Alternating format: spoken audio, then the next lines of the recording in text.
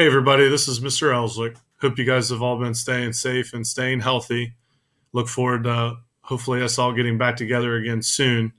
For my Tiger Talk, I wanted to talk to you guys about some social studies resources that parents you can have your students log on and do, or students that you guys can do. And they're not boring, I promise. I've got a few games here that you guys can play and learn at the same time, and they're great resources, things that I've been starting to incorporate into my classroom this year. And so the first website that I want to point you guys to is called iCivics. And if you've been in social studies class, you've definitely done something from this website. It's a great resource.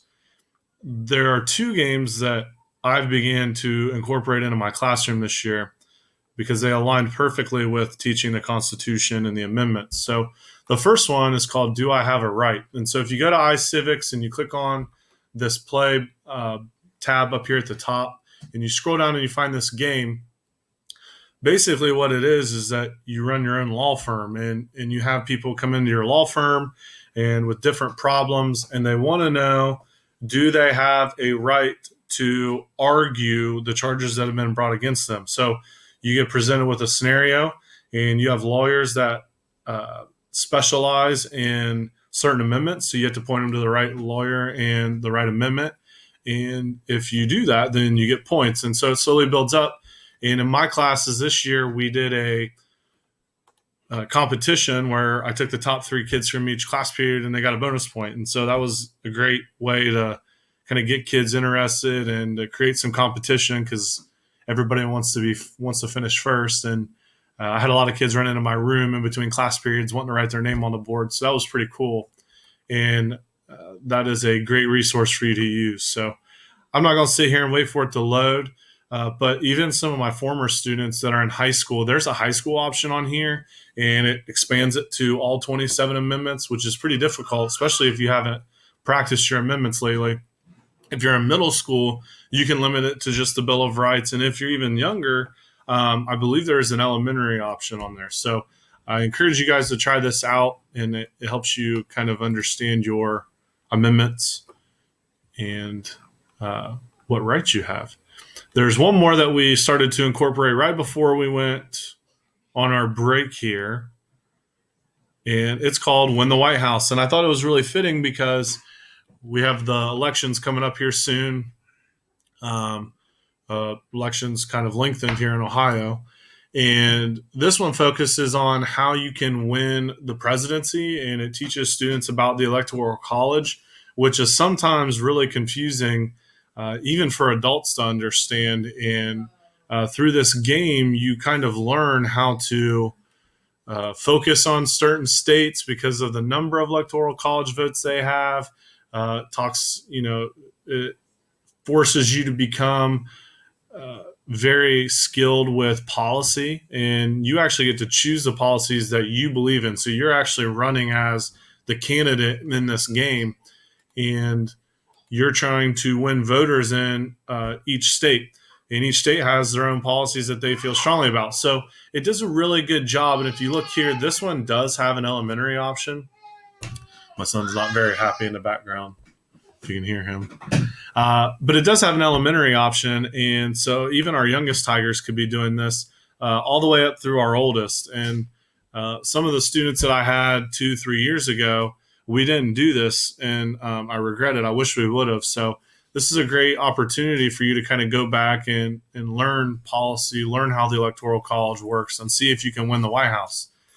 One thing I want to challenge you guys to is, if you guys get on this, some of the students that I've had in the past, students that I have now, or students that I'll have in the future, I encourage you, if you guys get on and do this, screenshot your scores and post them to Twitter or send them to me in an email, whatever it may be, and let's make a competition out of it. I'd be more than happy to jump on here, and I'm sure some of your other social studies teachers would be willing to do it as well, and we'll see kind of who's our experts on these things. So I just have a few more things I want to show you.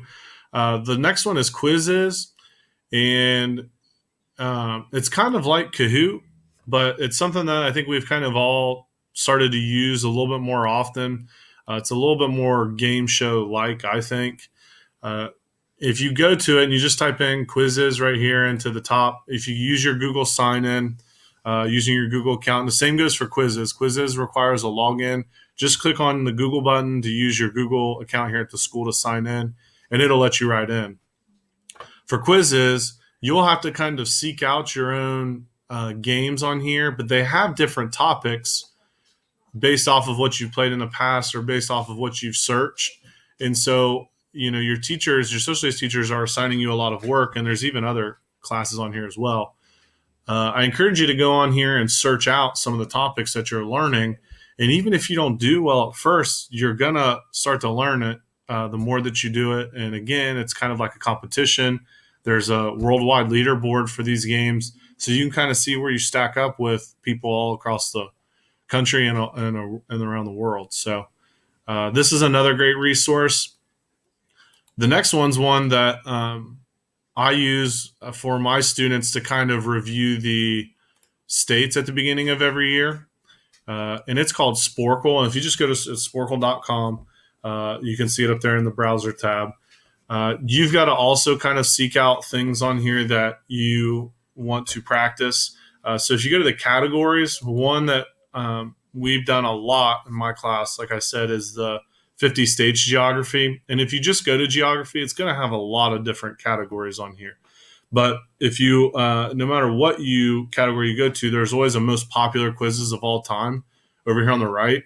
And the U.S. states one is right there. And like I said, this is what we use to practice in the 8th grade to make sure that we understand our states and know where they're at. That way, when we talk about the Washington, D.C. trip, and I talk about, it only being about a, 6 hour or so drive, students don't wonder why it's so short. A lot of students sometimes think that we're heading all the way out to Washington State. So this is just good practice to kind of understand geography, and you've also got to be able to spell your states. So it's a lot of good practice for our students. And I just have one more resource for you guys. And a lot of my students like to call this cringy in class, but I think this guy does a great job on YouTube. So I just want to kind of point out his YouTube page because he covers pretty much all things history, whether it's world history or U.S. history. Basically, his name's Mr. Betts. He's a teacher, I believe, in New York. And he does a bunch of these parody videos to famous songs. So one famous one that we do in my class is we do the Jamestown Colony one. We do the Roanoke Lost Colony video to Frozen, Let It Go. A lot of students really, they act like they don't like it, but they also ask me every time we move on to another subject if we're going to watch one of those videos. So I encourage you to check it out. He does a great job. I encourage you to check out any of the other 3 options that I gave you. I think sometimes the best way to learn is when it doesn't really feel like you're sitting down having to exert a lot of energy and it's just fun. And so these are kind of some ways that hopefully history can be fun for you. I hope you guys are able to take advantage of these, and I hope we're all together again here soon. Take care and stay safe and stay healthy out there. Bye, guys.